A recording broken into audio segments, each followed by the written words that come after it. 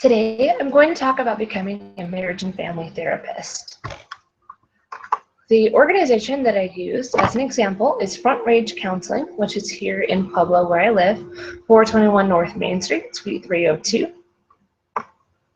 For my career contact, I chose a personal marriage and family therapist that I knew back in Bowling Green, Kentucky, where I used to live.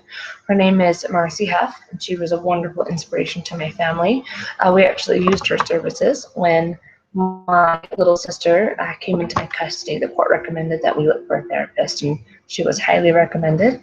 She's been a huge asset to our family, and I'm excited to work with her and get some guidance as I pursue this as a career.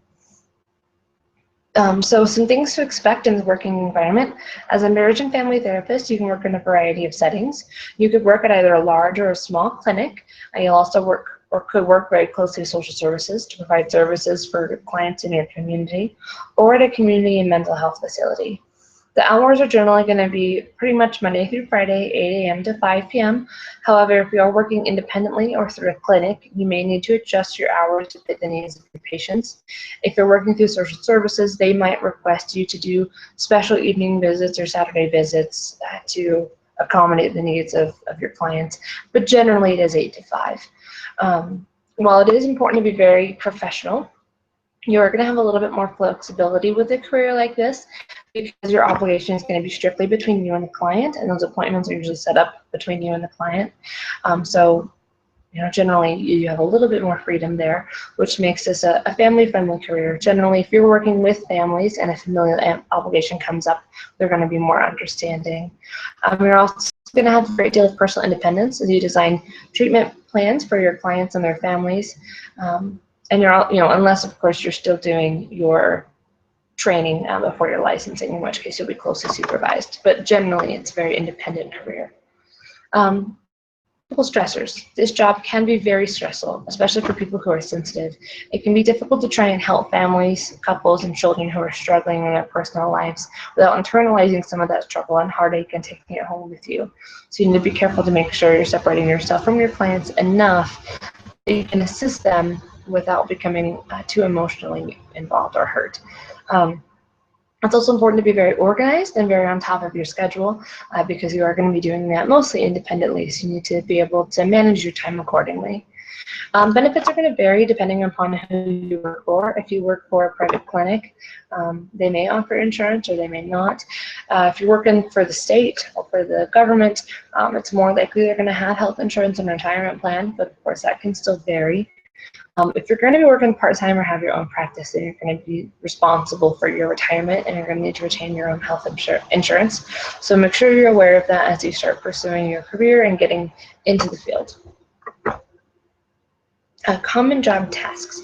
Marriage and family therapist is going to meet with individuals, couples, and or families to identify the source of problems and try and help them find solutions. Throughout the course of treatment, you may decide to meet with the family as a whole, meet with members individually, or a combination of both to try and get the correct course of treatment and identify the sources of different problems. Throughout treatment, you're mostly going to be listening to the family together or each individual. You're also going to be watching very closely for nonverbal communications and body language, since so much of our communication is done nonverbally. In order to understand family dynamics, a lot of it is going to come down to watching them interact. Their nonverbal communication as much as their verbal. After identifying the potential source of these problems, the marriage and family therapist is going to offer guidance and advice. Example would be if there's really poor communication, a lot of fighting, we're going to try and teach them new communication skills, those kinds of things. In regard to your education, you're going to start off with a bachelor's degree. Then you're going to proceed on to getting a master's or a doctoral degree. After the higher degree, you're still going to need to do quite a bit of field work. In Colorado, where I live, you're going to need 2,000 hours of postmaster's work or 1,000 hours of postdoctoral work. So just depending on what that degree is. And of course, that work is going to be monitored by someone who's qualified in the field. Starting salary is going to range, of course, depending upon where you live and where you work. It's safe to estimate 25 to 30 starting out, but in May of 2014, the average was $51,730, with the top 10% earning close to 79,000. So there is some potential to make some pretty good money in this field. But like any other career, you dip start at the bottom and work your way up.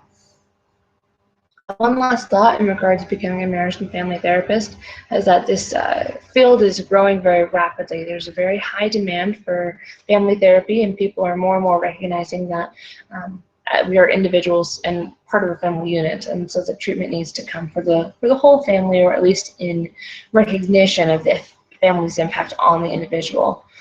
With increasing rates of cohabitation and childbirth outside of marriage, many of the children and families that we're going to see are not going to be to the whole mom, dad, brother, sister. We need to be very sensitive to these broken homes, and also these really organized homes with step parents and step siblings and things like that. So we need to be sensitive to each family's unique structure and their needs. Thanks so much for your time, and I hope you have a great day.